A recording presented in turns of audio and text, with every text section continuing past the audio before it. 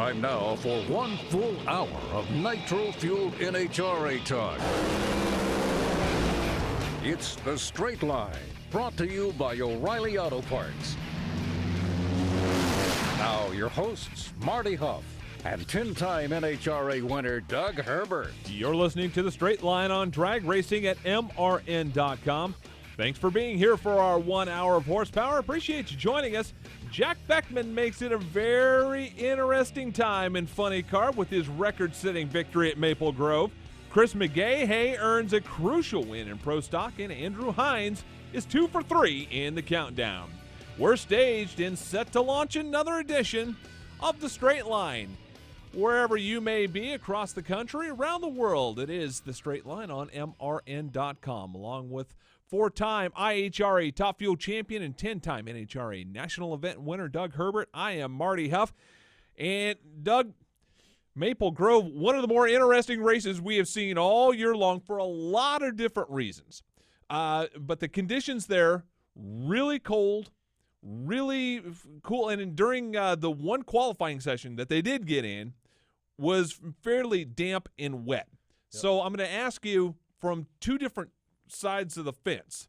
First of all, as a tuner, when you're going up there and there's a really, really small, fine line of trying to get that car to hook up, how difficult is that? Well, it's incredibly tough. In Top Fuel, Brittany Force's crew was the only one that really got a car down the track and then ran, low ET and top speed of the event. Yeah. The conditions are incredible. It's very, very hard to tune a car for those conditions. You can't take enough power out of a Top Fuel car to make them respond. Basically, you need to put a quarter-inch thick head gasket on there. How they tune these cars is most of the teams have head gaskets about every 1/1000th of an inch from somewhere between about 40 thousandths on up to about 120 thousandths. Every thousandth in between.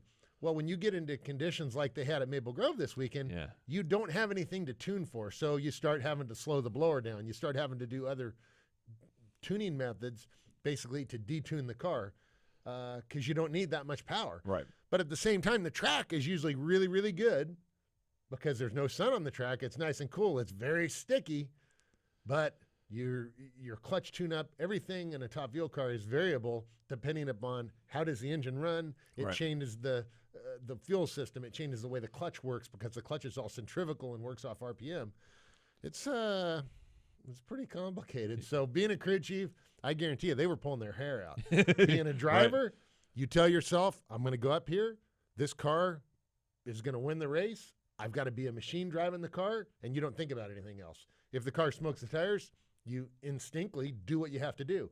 Squeeze the throttle back, pull on the brake, do what you have to do. Get the car down the track. I got to get to the finish line before that guy. That's all you think about. Yeah, and you were saying that if you go up there with a different mindset as a driver, if you're going up there thinking in the back of your head, man, I may have to pedal this thing, man, this thing may shake or it may go right up into tire smoke, you're probably going to defeat yourself right there. Yeah, if you're thinking about anything except winning the race, it's going to affect your ability to win the race. Yeah. All we're going to do, we're going to win this race. I'm going to do what I have to do. I'm going to be a machine and drive this car. And if as soon as you start thinking about something other than that, differently than you normally do when you get in the car, you're broke. You're beat. You can't win. When the car smokes the tires or when something happens, you just got to know what to do, and you make that decision in about 1/1,000,000th of a second in your mind what to do. That's how you got to do it. If you don't do it, you're not going to be able to win. And the conditions at Maple Grove, over the years that I've been there racing for 20-something years, every other year it comes down to conditions like this where it's rainy, you got your back against the wall, you have to get down the track. It's a tricky place, but it's also fast. Yeah, there is a trade-off there, right? And again, it's really fine. Yeah, as evidenced by Brittany Force's crew in the Top Fuel car running an unbelievable run. They were the only car that got down the track. Yeah, and then you look over. How good was it on race day? Well, Jack Beckman set the national record, got an extra 20 points for that. The Pro Stock guys were running incredible. So all in all, boy, it was a fast weekend. We didn't hit the 200-mile-an-hour deal with the Pro Stock bike, which we talked about a little bit last week. Yeah. It's close, though. And we'll talk to Andrew Hines a little bit later on in the program about that mark, about 200 miles an hour, and if there was a possibility of getting there this weekend. They were running about 195 to 197. Fast enough for me on two wheels, thank you very much. But obviously, there's a big race to get to 200 miles an hour and to be the first one. We'll talk to Andrew Hines a little bit later on in the program about that. We'll also talk to Chris McGaha, and a huge win for him, a much-needed win in really interesting circumstances surrounding his entire weekend. Now, you've been a guy that ran your own program and also hired and fired crew chiefs and had to go through the crew chief shuffle. Chris McGaha had his crew chief leave middle of the week. Have you ever had that happen? I have, and it's not a good – I'll tell you what, it fires you up. And looking at the performance from McGaha, he dug down and he did a heck of a job. Yeah, he did. You know, your back's against the wall. Everybody's, trying to throw you under the bus, basically. And I'll tell you what, I'm going to be happy to talk to Chris here in a little bit and ask him about that. When I read about that or was hearing about that during the race, I thought, oh, boy, nothing makes me more upset than that. And not only at the guy himself, but also at the other team. The other team takes your guy. Yeah. Well, they're doing that to poke you. Yeah. And you know what? That makes me mad. Yeah. That makes me really mad. Yeah. I don't think it's a good way to do it. Yeah, but that's a little bit of dirty pool, depending on who you talk to. I mean, these sorts of things have happened before. I mean, Don Schumacher did it last year with Jimmy Prock. Depending on whose story you want to believe, some say, well, Prock left, and no, he got fired, and there's a lot of different stories at that. But the bottom line is that guarantee you there's some animosity between those teams right now. Oh yeah. Yeah, they want to beat each other. I'm sure of it. Yeah. Whether it's from the crew chief side, whether it's from the team owner side, the crew guys are involved because it affected the way they do their job. That's a big deal. So we'll see how that boils down the rest of the year. Chris McGaha with 104 points out of the lead behind Erica, which that's a pretty big lead, 104 points to overcome. But I'll tell you what, the way their car is running, it's running really well, and he's got a little bit extra motivation behind him, probably. No question about that. Kind of thing. We'll talk to Chris McGaha also a little bit closer to the bottom of the hour. 3 wins in a row for Antron Brown. It's hard enough to win one of these races, much less 3, and much less 3 in a row. Antron has done that and doing it during the countdown. Just a really, really clutch job by Antron, Mark, Brian, everybody on that Matco Tools team. Well, that team right now is as good as anybody's ever been in Top Fuel, to be honest with you. They really are. They're as good as Garlitz has been in his top of the day, as good as Perdome was in his top of the day in Funny Car, as good as Bernstein, Joe Amato. I mean, they're as good as anybody has ever been right now. So that team is incredible. They need to be focused on racing the car, being a team, doing what they do, and when they do that, they're going to be hard to beat. Yeah, but the ironic thing is that they've won 3 in a row. You would think that this is a walkover at this point. Tony Schumacher is 5 rounds out. Yeah, it's going to be hard to make up 5 rounds in 3 races. He's probably going to have to set a national record somewhere down along the line, which, oh, by the way, he has done that. But Tony Schumacher still hanging in there just in case the Matco team slip up. The Sarge can be there to clean up if he needs to. Well, and there's no gimme. Schumacher obviously, knows how to drive that car, and Mike Green and the whole Army team, they know what they're doing. Yeah. And they do work out of the same shop, by the way. So, yeah.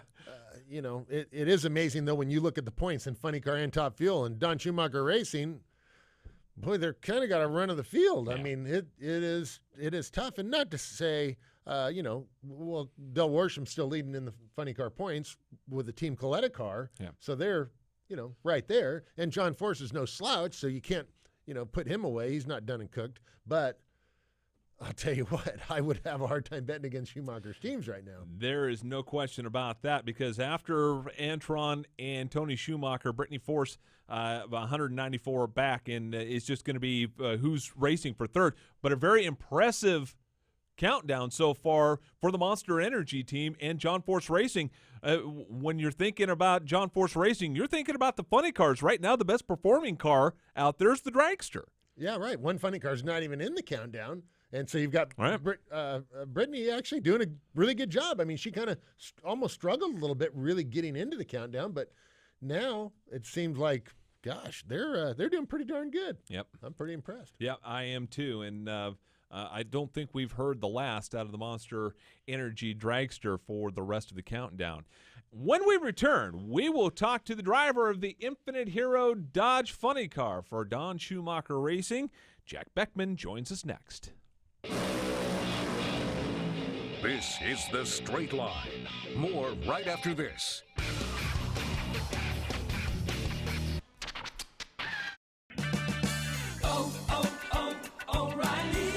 If your vehicle has a bumpy ride, it might be time for new shocks or struts. Right now at O'Reilly Auto Parts, buy 4 Monroe shocks and struts for the price of 3 after mail-in rebate. Improve your vehicle's steering, stopping, and stability with Monroe shocks and struts at O'Reilly Auto Parts. Better parts, better prices every day. Restrictions apply. See store for details.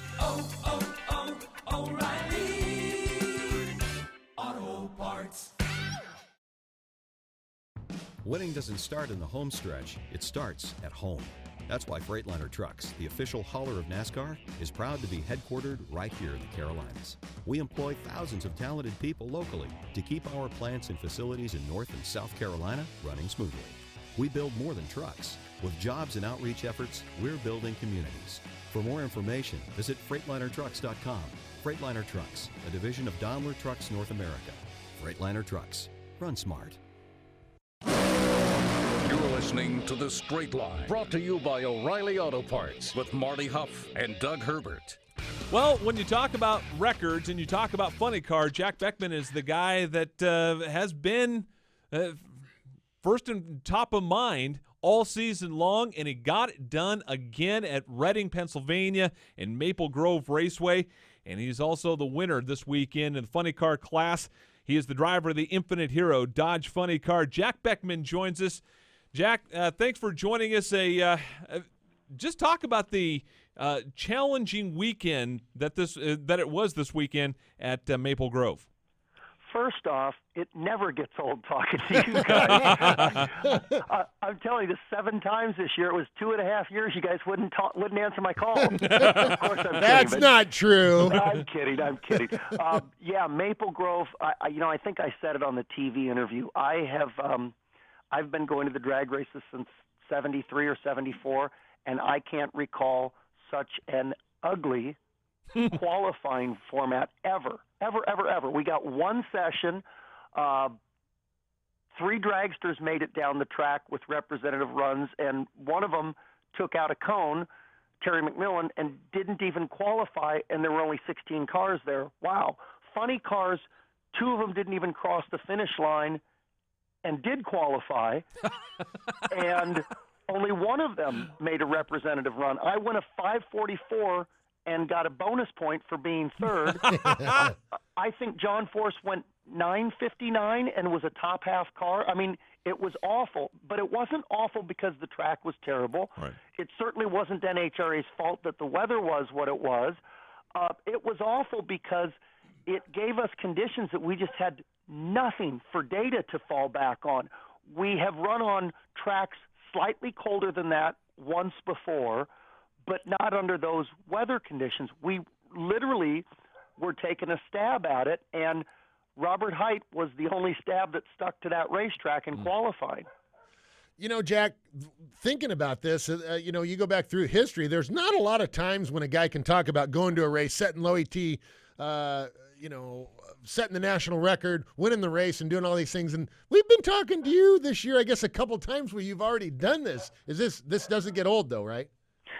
Never. Okay, of course, that was rhetorical. Correct. Yeah, it's like winning the Wally at the end of the day and going, damn it, I don't have a place to put this in my house. I got to It's build a new wonderful shelf. problem to have. No, it never gets old. In fact, we went to Indy, set low ET, top speed, new track record, qualified number 1, won the race, won the Traxxas shootout, and then struggled at the next 2 races, which happened to be the first 2 of the countdown, and it's demoralizing. I mean, it just, I was kind of slouched over a little bit. I was really upset. I thought, my goodness, we're 6 rounds behind Dell. We have 16 possible rounds left in the entire season. If we go to Maple Grove and he gains any more ground on us, that's probably going to be the nail in the coffin. So this was better than a turnaround weekend for us. I mean, this was Jimmy Pronk, John Medlin, Chris Cunningham, and our 7 crew guys showing, wait a minute, guys, don't count us out. Remember what we're capable of doing. And we couldn't have asked for a better points outcome. I don't ever want to wish poor fortune on the other teams, but we were really in a position where Dell had to lose early to give us a shot at getting back in the points countdown. But never in a million years would I have thought Dell's going to lose first round. We're going to get the national record. I knew the national record was very possible, and I think last week I said to the media, we're going to need to set it and win the race if we want to get back in this. But once we got qualifying shortened to 1 session, I was sure that the national record was going to be off the table. At that point, it was just going to be a survival of the fittest. But never would I have thought we were going to get the national record and win the race and gain actually more than 5 rounds on Dell at one event. Yeah, that is crazy. And then when you go up there... It was crazy good, though, Doug. Crazy good, exactly, crazy good. When you go up there in the final and you're racing Chad Head, and you know that car can run pretty well, did you think you're going to go up there and beat him on a hole shot? No. I mean, and hats off to them. And that's got a sting to run probably the 5th or 6th quickest ET in history, and certainly their career best by a ton, and not win. And it was an odd weekend for them, too. He's just coming off a semifinal round single. When's the last time you saw a Nitro Funny car at an NHRA race get the semifinal round single? Yeah. It was just an odd event for 100 different reasons, all of them tied into the weather, basically. Final round, it's okay to roll in a little bit because you're not going to mess up lane choice for next round. And I didn't roll in. All I did is I didn't consciously tell myself, be so shallow that you flicker the bulb, which is what I try to do each eliminations round so we maintain lane choice. So our 391.0 was probably going to be a 3.908.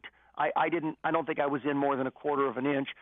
But I sure as heck didn't think with the way our car was running that we'd run that good and still need a whole shot to win. We actually got really lucky. For those that watch the ESPN coverage, I say it on the radio in the shutdown area, our car was a little bit too aggressive down low in the run, too much wheel speed, and it made the car wash out, almost like your floor of your car on the going around a turn and the rear end washes out. And I had to yank it back into the groove, and I just knew it was going to blow the tires away when I did that. Unfortunately, it stuck, and the rest of the run, it went straight down track. Otherwise, we'd have been done. Well, it's a good thing you got a driver in that car and not a... But it's nice because, Doug, I tell you, all the things that we've done this year, I made the comment tongue-in-cheek, and Tim Wilkerson, we like to poke fun back at each other. He says, I'm pretty sure you can grab somebody out of the grandstands and then go win a race in that Infinite Hero Dodge. Wow. The car has been that good all year. So it's awesome as a driver to get a chance to give back to the team. Like first round, our car didn't go 30 feet, and I had to pedal it, 7 times, and was very fortunate that Alexis was having more problems in the other lane. Otherwise, we were done round 1, and we keep 6 rounds behind Dell and move into the next race with only 12 rounds left. So really, we got a huge break first round by being able to out-pedal the car in the other lane and give us a chance to stick around and earn more points. Jack, Mike Dent said on the broadcast, he talked about how different it is to pedal a fuel car today than even maybe even a couple of years ago. Do you know what he's talking about? And if so, why is that? Yeah, one thing is we have bigger injectors than they did 20 years ago. We got, I think, 65 square inches of surface area on the injector. So picture that there's a couple instances where you would need to pedal the car. Look, A would be it goes out there and starts shaking the tires. And it would have to be a real good racetrack for it to shake the tires for any length of time without it smoking them. So if that's the case, you can do a quick pedal. Off, right back on, and what it does is there's a switch under the throttle pedal. When you come off the throttle, it will let the ignition system go into what's called pedal feature, which means, hey, you're in trouble, so we're going to take some timing out of the engine. So not only are you lifting off the throttle, but when you get back in it, it's not going to be as aggressive, give you a chance to get hooked back up and get down the track. And that's not tough to do. It's tough to do well. And Ron Capps did it outstanding in qualifying and first round there. Really did a nice job because you have to catch it quick. The other type of pedals, if it smokes the tires, and that's the one that can be real tricky because when you lift off the throttle, you've got way more engine RPM because it smoked the tires and revved the engine up. Well, now that blower is trying to suck those throttle blades through the injector. So all that vacuum is keeping that injector closed, and what you're trying to do is roll back into the throttle slowly. You can't do that. I mean, it's like having 5 garage door springs holding that throttle closed. So you push more and more and more and nothing happens, and then all of a sudden it'll slam the injector back open, and then you got to get back off and try to roll into it again. It's very difficult to do, and Cruz probably does consistently the best job with those. And then you get a track like Maple Grove where, my goodness, the cars just weren't happy when they'd go out there and smoke the tires. So you would have to lift and try to count to 4 Mississippi before you get back on it. And time goes by at a different rate when you're in the race car. When you tell yourself, slow down, you think you're taking a second to do something, and it's 0.3 of a second. And it's very tough to fight against yourself to try to take the extra amount of time and let the car settle down so you've got a shot of it hooking back up.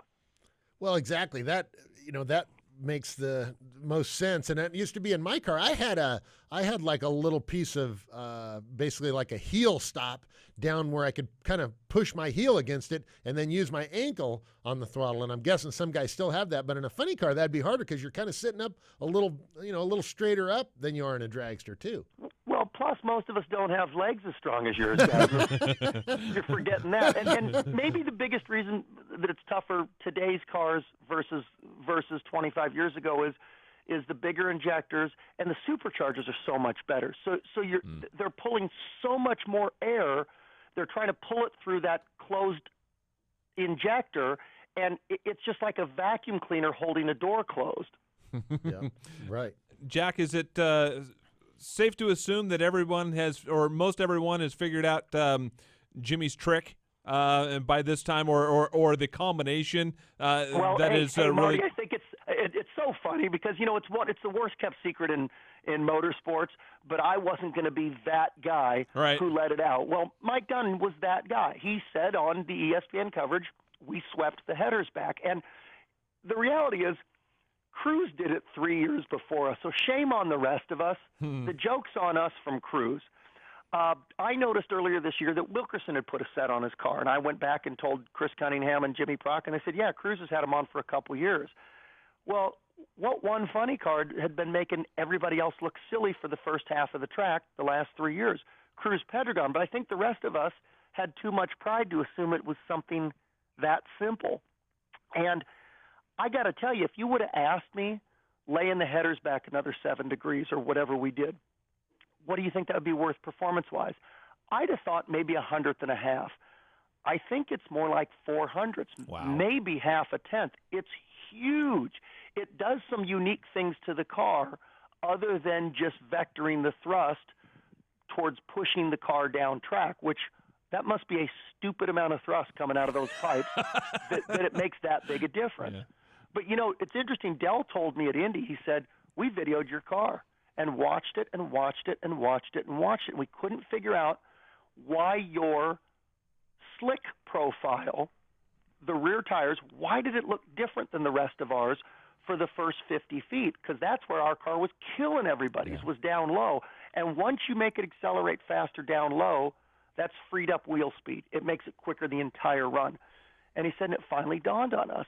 Your headers aren't shoving the car into the ground as hard and crushing the tire. They're unloading it a little bit, which might sound counterintuitive, but we make so much torque, we didn't need that extra downforce from the headers at the initial hit. Jack, tell us about the. Can you hear me? You still there, Doug? Yeah, we got you. While we're here, and tell us a little bit, and you do a great job every time you're with us, about the Infinite Hero program and what you're doing, and your next set of coins coming up for Dallas. Yeah. Every run, I take 15 of these challenge coins with me in the clutch box of the race car. If you're in the military, you know what a challenge coin is. If you're out of uniform, it's your way of showing your colors when you're out eating, drinking, hanging out with friends. Let's say you're the 503rd Bomb Squad. You'd have something the size of a big 50-cent piece or a small silver dollar, and it would have your squadron insignia engraved on your challenge coin. Infinite Hero printed up a special set of these that have the Infinite Hero logo and motto on those. I take them with me on the run. Anybody that comes by our pits and donates $100 to Infinite Hero, I will sign one right out of the race car. And interesting point that I want to clarify here, guys. I had a gentleman come up to me at St. Louis, and he was concerned. He didn't want to think he was donating money that was going to fund a race car. And I appreciated his concern and his question. And I want to clarify. We say this often on the race coverage. Terry Chandler is a woman with a huge heart, and she's in a great financial situation. She funds every penny of the Make-A-Wish team and gives that card to the Make-A-Wish Foundation to help raise funds to help kids that have some real dire health issues. And she funds every bit of our Infinite Hero team. We give our car to the Infinite Hero Foundation to raise awareness and raise funds to help the injured veterans coming back. So we do online. You can go on infinitehero.org. You can tell me what race you'd like a coin from, and I will sign one. And every one of them came out of my race car that made a run. Not every one of them went 389 at 326. There's no performance guarantee. But the neat thing is, it's about numbers, right? We need to raise funds to get these vets that are coming home with issues. Some of them have post-traumatic stress. Some of them have traumatic brain injuries from IEDs going off. Some of them have physical injuries, amputations, burns. They're just never going to be the person they were before they deployed over there. But they're still a person, and they still need to get back to a life here in the United States. And that's what Infinite Hero is helping with. They're funding programs that are 100% audited. Every penny that we raise has to go to help these veterans out. And this year, I think we just passed the $125,000 mark in coins. So wow. To put it in perspective, that's 1,250 NHRA fans that have come by my pits and said, I want to help. And I got to tell you, coin sales at Maple Grove sucked. We didn't run Friday, yeah. Right? We made one run Saturday. It was what do we run, a 544 at 250 miles an hour? They weren't beating your door down to get those? Sunday. Let me tell you, did we make up for that? There's nothing like winning a final round to sell those coins. Yeah. And it's a wonderful feeling because I know every single one of those coins that we sell or that we give to a fan and donates money, every $100 is going to help change somebody's life. I'm just such a firm believer. If I sound like a salesman for this, I've seen that money change people's lives. Yeah. It makes a difference. And, the other thing, and Doug, you know this, Roger and Karen Comstock are back on board with MTS, and they'd done some wonderful things for the military personnel, the active duty yep. ones, since the beginning of my nitro career in 2006. And as a former military man, I was in the Air Force. It feels good to be helping these guys and gals that are giving a bunch for us. Well, absolutely. Jack Beckman, you are, as you said, an Air Force veteran, and we are so proud of you. I'm super proud to be your friend, and looking pretty good, only 16 points out of the championship lead right now. You got only 3 races to go, so keep it up. You only got 1 spot to pick up, 3 races, right? What's interesting is Jimmy Prock is just the man. And in the winner's circle, this was our 7th race win this year. And in the winner's circle, I asked Jimmy, what's the most amount of races you'd won in a year? Because I knew we had to be getting close to it. Yeah. And he said 7. I'm like, oh, okay, so he'd won 7 before. He said this year, he said 5 was the most. And I never knew that. And so then he looked at me, he said, but I want to win 10 this year. Right on. Well, man, Jack, I like thanks. that attitude. Yeah. That's a great attitude to have, and you got a great team there with Proc and Chris Cunningham, John Medlin. And all. I mean, the 7. I wish I had time all the time to list all the mechanics and what they do on the car, because every run they've got to get this thing back together in 35 minutes and be perfect. And man, are they doing a great job. Well, Jack, thanks for joining us. Congratulations on the win, and good luck at the races coming up. We'll I hopefully can't wait talk to to you a talk to couple you guys more. next time, and I hope there's a next time soon. There you go. Absolutely. Driver of the Infinite Hero Dodge Funny Car for Don Schumacher Racing, Jack Beckman, joining us on the straight line. When we return, we will talk to the winner of the Pro Stock class at Maple Grove. Chris McGaha joins us next. You're listening to The Straight Line. More right after this.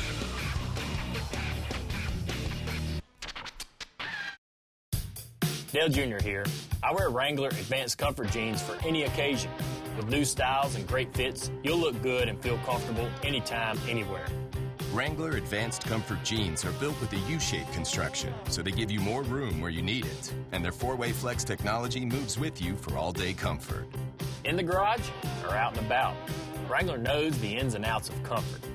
Wrangler, real comfortable jeans. If travel and adventure is your desire, see the RV you've always wanted at TomJohnsonCamping.com. With one of the largest inventories, motorhomes to pop-ups, you're bound to find an RV that fits your lifestyle and budget, no matter where you are in the country.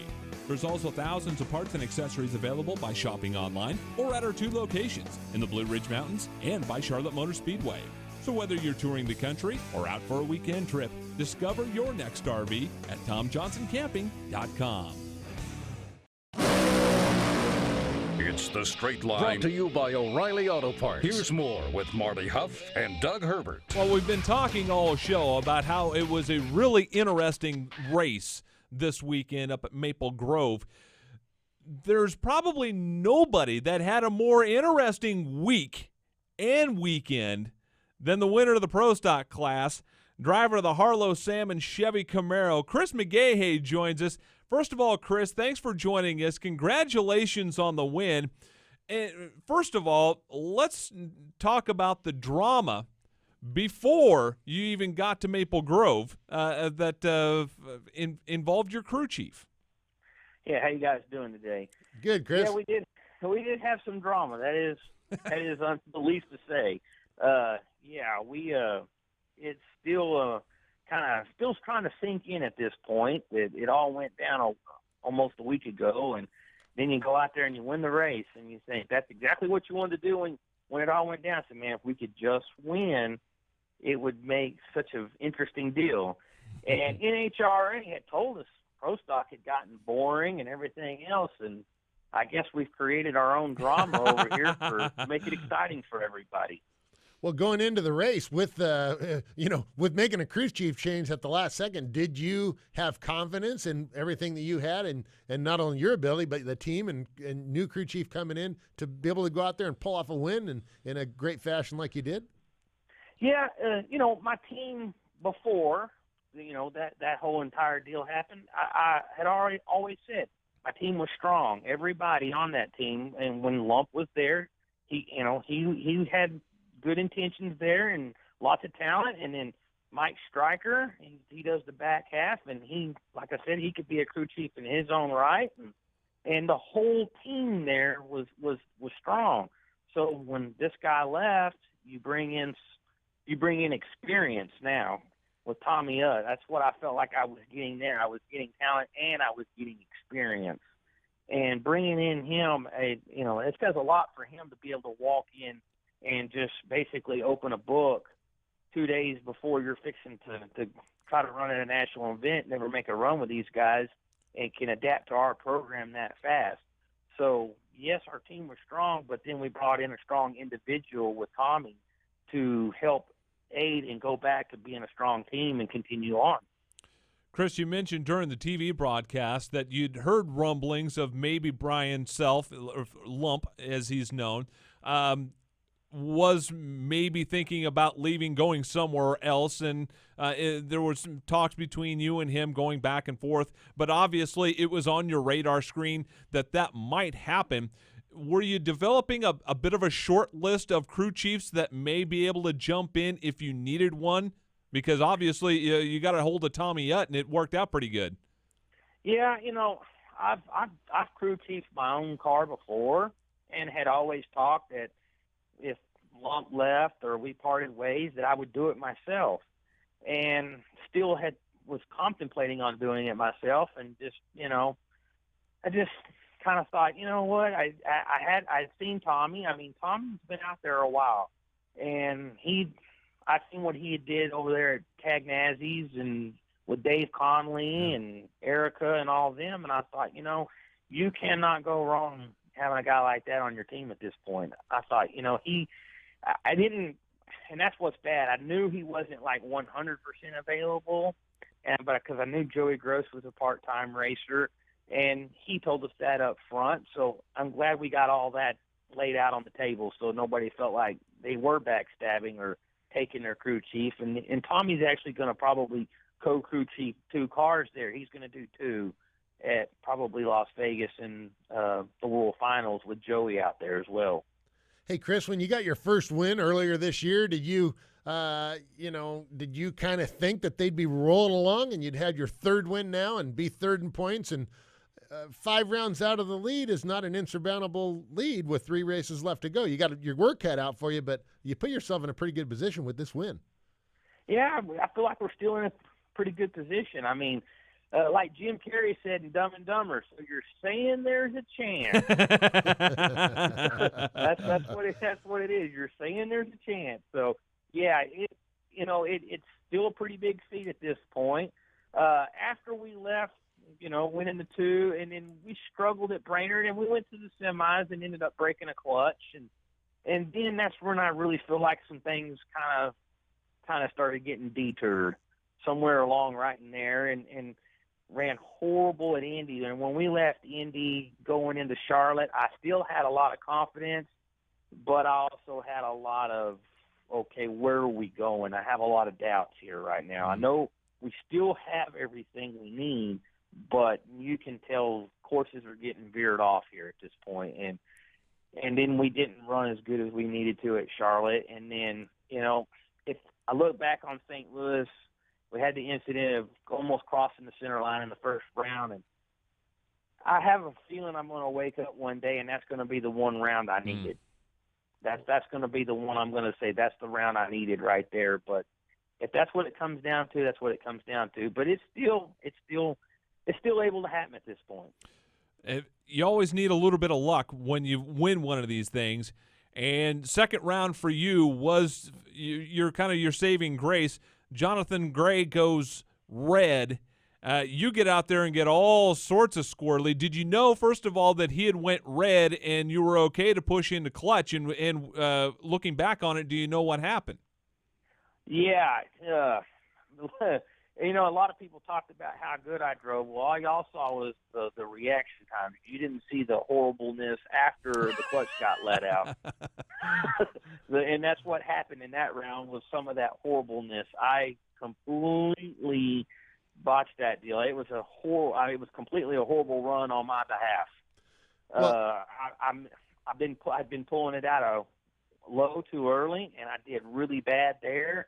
And then I got behind, and when you get behind in one of these, you cannot catch up, and you get rev limiter, and I got rev limiter every gear after that.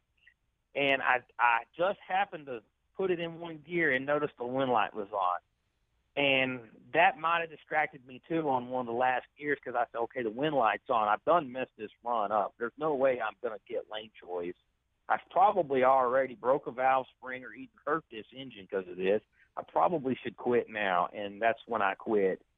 And, yeah, it's what you don't see is sometimes is the real story, and that's the story there. Well, then you redeemed yourself with a whole shot win in the final, so I guess double it all came whole around. Shots. Yeah. Yeah, I got a whole shot win in the semis and in the finals. Yeah. And actually, the one in the semis probably wouldn't have been as big a whole shot win because I did the same. I didn't do it as bad, but I actually did the same thing in that run too. And I knew it, and I was like, okay, just get back in. And I got back. I managed to get back in sync, and I only hit the rev limiter on one gear. And come to find out, we had moved the shift light previous race. We readjusted the shift light, went up there for the finals. And that's one reason our performance was able to get closer to Greg's in the finals. And, and managed to get a whole shot. I had no idea. I knew the car went for the center line, and that's the one gear I missed right there is after it went to the center line trying to gather it back up. And I couldn't see him, and he went back. I couldn't see him then at that point. I thought, well, he either shut off or just shook. So I'm either going to end up on the highlight reels because it's fixing to get way sideways at this point, but I'm going to keep going, and I'm not giving up just yet. And I managed to get it in the last hole, and I said, I got him. I know I got him because I don't see him, and sure enough, we did. Wow.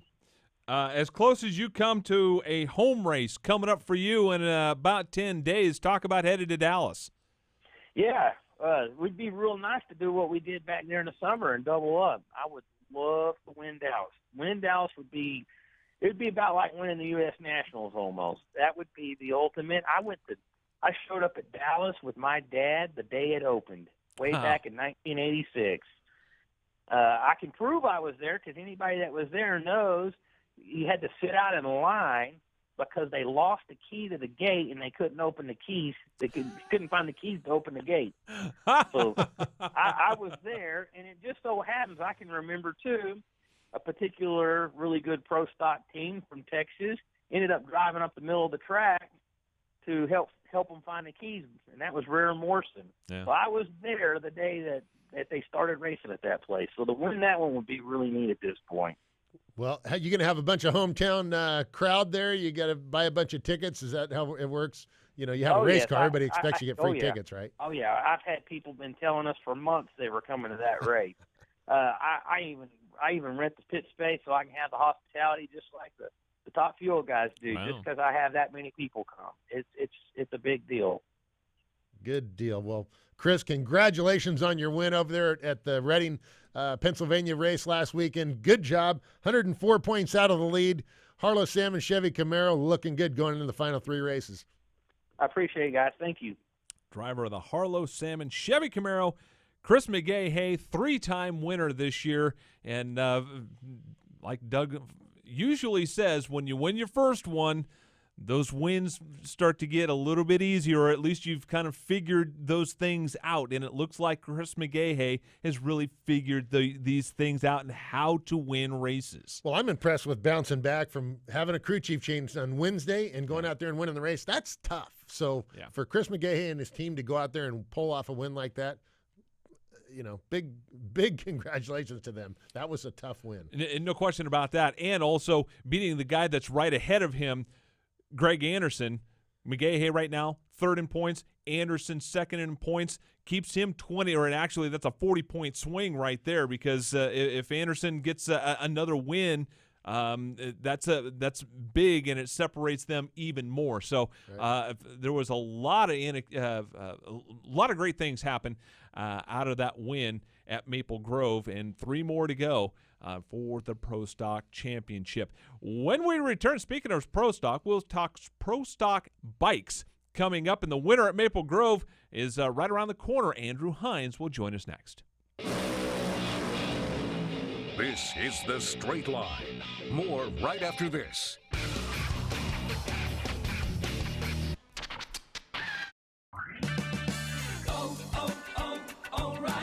One out of every 4 batteries will fail this winter. Get yours tested for free during Superstart Battery Month at O'Reilly Auto Parts. We'll help determine the life of your battery or the perfect replacement. Plus, take advantage of the mail-in rebates on select Superstart batteries. O'Reilly Auto Parts. Better parts, better prices every day. Limits apply. See store for details. O'Reilly Auto Parts. Dale Jr. here. I wear Wrangler Advanced Comfort jeans for any occasion. With new styles and great fits, you'll look good and feel comfortable anytime, anywhere.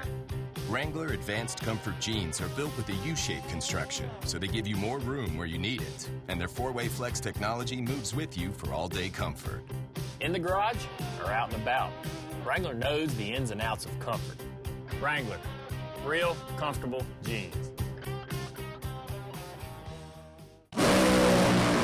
It's The Straight Line, brought to you by O'Reilly Auto Parts. Now here's Marty Hough and Doug Herbert. Big thanks to Chris McGaha and Jack Beckman for joining us on the program. And now joined by the winner of the Pro Bike Division at Maple Grove, driver of the Vance & Hines Screaming Eagle Harley-Davidson V-Rod, Andrew Hines joins us. Andrew, congratulations, 2 for 3 in the countdown. This is you're making it look easy, dude.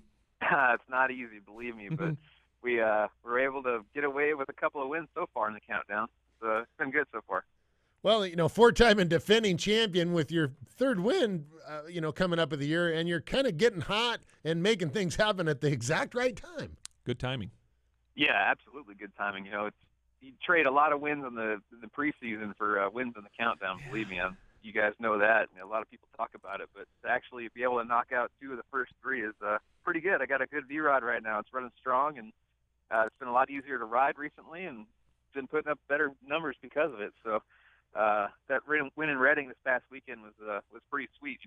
It was a tough way to start the weekend with all the rain, but luckily we took home the hardware again. So how much did the Vance & Hines Brain Trust have to get together in tuning both of your bikes, both yours and Eddie? Because obviously the track conditions, the weather conditions are tricky for everyone. Fuel classes down into the Pro Stock and into the Sportsman. How much did your guys have to get together and try to come up with a combination that was going to work? Oh, it was pretty stressful. When the track's that cold, you're dealing with a 55, 60-degree track temperature. So you have to get a hold of it. You can't let go. As soon as the tire unloads and starts spinning, it's nearly impossible to get it come back. And you saw that with all the fuel classes and a few Pro Stock cars. And Matt's done a good job over the years, dealing with the tricky track conditions. And it almost seems like the colder the track gets, the better we can 60 foot. I don't know if it's the way the mat tunes the clutch, but it seems like we get our best 60 foot times when the track is almost on the edge. So we run really well, and Matt just went back in the race pack and digged up a bunch of notes and saw what we did there last year because it was kind of cool, and saw what we did in 2012 when it was 45 degrees outside, and just tried to implement everything there with the clutch and the gearing that we had on it. Tried to get our wheelie bar height right for what we thought was going to be right. And, man, we hit a home run on the first qualifying run, putting the bikes 1-2, and, made everybody else, kind of turn their heads like, hey, this is how fast you should be going out there. And, made a good tuning call on the fuel and timing. And it was, in the window to start. So when you can hit a home run like that on the first hit, it makes the rest of the weekend a little easier, especially when nobody else had a chance to get a couple extra qualifying runs. So made Sunday just a tiny bit easier because we were so close on the first run. Hey, Andrew, another thing that the win did this week, and it tied you for second in the all-time win list for Pro Stock Motorcycle, only behind Dave Schultz, which is 4 in front of you. That's pretty neat, and especially considering when you add up all the Vance & Hines wins, you guys got everybody clobbered. But to be creeping up on Dave Schultz in the all-time win list, that's got to be pretty neat. It is cool. I grew up as a fan of the sport because I grew up at the racetrack. I knew everybody at the races, and I grew up hanging out in Dave Schultz's trailer and shooting rubber bands at John Myers, and I know all these peers that I had to run around with, and now to live up to the same standards that they were doing is pretty cool. But the unfortunate thing is that the 2 of our biggest champions there, they left us early. So sure. I'm sure if they would have been around longer, they would have had more wins, and those numbers would have kept climbing, and they would have made it tougher to get to them. But just to be in a position to associate my name with them and what they had done in their lifetime and their career is a pretty special feat. I can't say thanks enough to my guys at Vance & Hines for helping me get here, and luckily I've been able to do a decent enough job to get some wins. You pass on Shell. Are you kind of looking around the corner, seeing if she may, she's pretty good with her hands. She may try to karate chop you or something like that and get you out of this deal, because I wouldn't want to mess with her. But I'm sure that she's probably not real happy about being passed on the all-time win list. I haven't got past her yet. Just finally caught up to her. We were right there tied at 41. But, I saw what she did to a couple of her crew guys in Norwalk a few years back when she body slammed her crew guy, Tom Patsis, on the starting line. So you don't want to be on her bad side. No. But, we've been friendly over the years, and I think she's known that we were coming, and it's just a matter of trying to dig deep for those wins. It's been tough this year. I won that first race in the Charlotte 4-wide, my first one this season, and won that one on a hole shot. So it was tough to get back to the winner's circuit. Eddie went on a little streak there in the middle and was beating up on everybody, including me. And it was nice to get back to the winner's circle come Charlotte in the fall, and another one here in Reading. So, it's you never know when it's going to be your last one. I always try not to take it for granted. I always hope that it's coming soon, but you never know what's going to happen. And with the team that I have, I got guys that give me a perfect B-Rod. Every single run I go up there, I haven't had any issues where I've had to shut the motorcycle off on the starting line for a forgotten connector to get plugged in or a mechanical issue or things like that. So the guys make sure that we have great equipment every single run. Well, Andrew, that was what I was going to say. Vance and Hines, obviously the big powerhouse in the motorcycle performance market. But your team is really it's a big team, but it's also a family team because you got your brother, your dad, Terry Vance. You guys have been together forever. It's more than just a racing team. It's kind of like a family weekend thing. What do you guys talk about at Thanksgiving dinner and stuff? We try to talk about anything other than racing. Right. It seems like whenever we're together, it's always revolving around trying to find the next thing or this and that. But when we get our families together and go to the family functions, we try to forget about that stuff. That's the time that we can actually forget about it. But, early on, before I started racing, I think I probably used to be the pain in the butt little brother telling my brother how good I would be or things like that. We'd go out and race a four-wheeler later on that afternoon out in the trees and, try and time each other with stopwatches and things like that. So we always pushed each other to be better back then, too. So it's the same thing goes. I try to push him to be a better crew chief and give him a hard time every now and then and make him dig a little deeper, and he'll give me a better bike the next run. You were the first one into the sixes in the pro bike category. How much would it mean to be the first guy to 200 miles an hour, and what's it going to take to get to that 200-mile-an-hour run? Obviously, the conditions, the weather, atmospheric conditions have to be just about perfect, but is there anything else that would play into it that would cause that 200-mile-an-hour run? We got to have some more horsepower. That's the main thing. We don't have enough horsepower right now to do it without the serious help of Mother Nature. If we have a 20-mile-an-hour tailwind, that'll help push us there and get us close.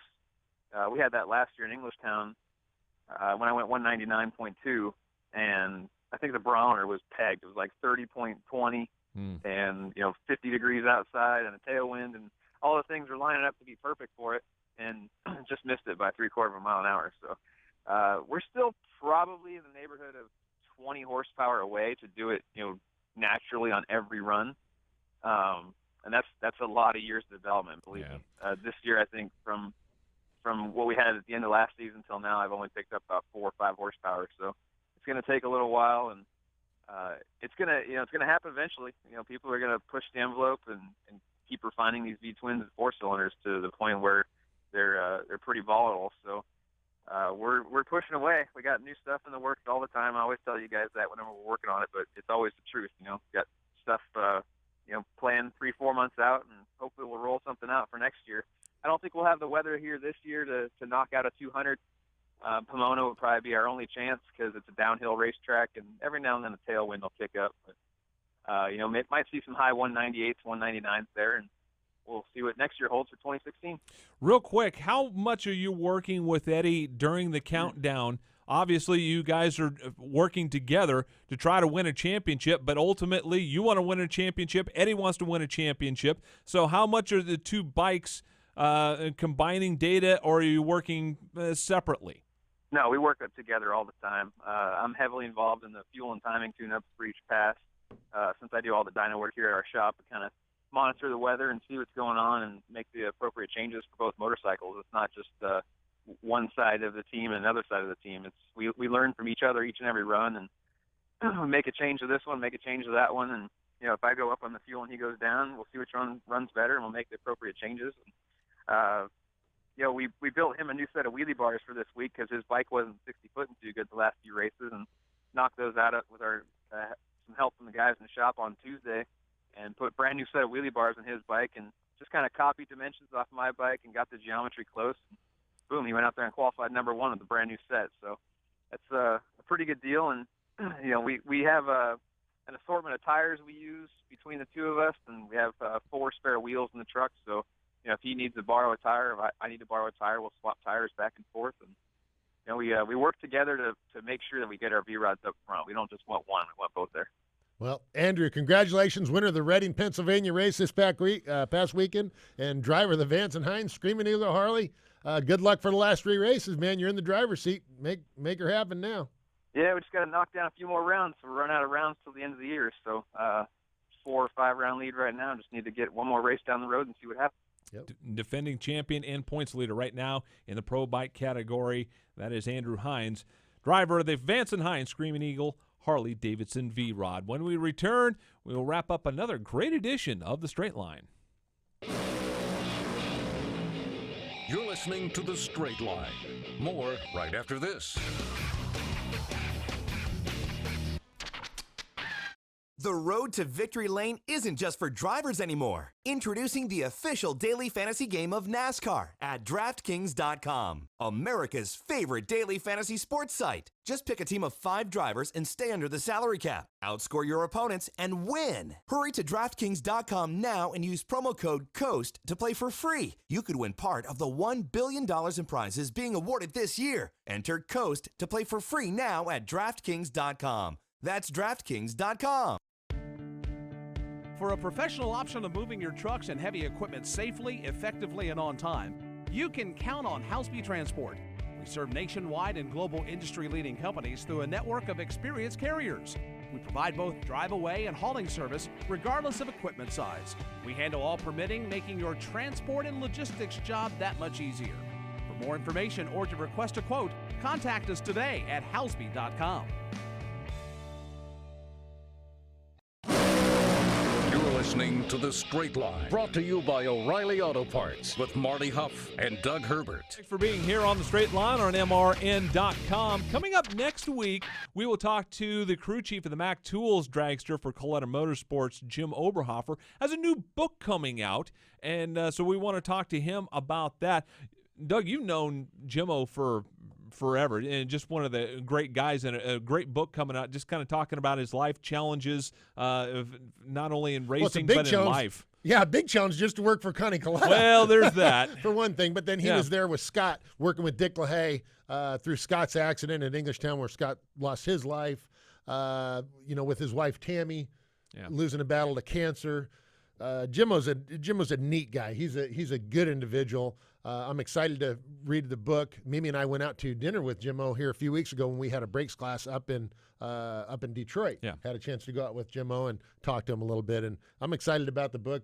We got a copy pre-ordered, so hopefully we'll be getting one here pretty soon. Hopefully some listeners will go ahead and grab their copy of their Jimmo, what is it, Tales of a Crew Chief or something like that. Yeah, and we'll have the details about that next week, coming up on next week's show. But we will talk to Jim Oberhofer about that, and also racing, because they're still racing, and we're headed to Ennis, Texas, and Billy Meyer's place, which is a great facility. Always been one of the fastest tracks, and then the Team Coletta Funny Car DHL, driven by Del Worsham, is leading the Funny Car points. So don't forget about those guys. Yeah. Del wants to win a Funny Car championship, there's no doubt. So we'll be happy to talk to the Team Coletta, Jimmo, next week. Yep, and also his brother tuning on that car. Big thanks to Jim, to Jack Beckman, Chris McGaha, and Andrew Hines for joining us on the show today. So for Doug, for Daryl, I'm Marty. We will talk to you next week. You've been listening to The Straight Line, brought to you by O'Reilly Auto Parts. Tune in next Wednesday at noon for more NHRA talk. The Straight Line is also available on demand in the MRN.com Media Center or download from iTunes or Stitcher. The Straight Line is a production of the Motor Racing Network. All rights reserved.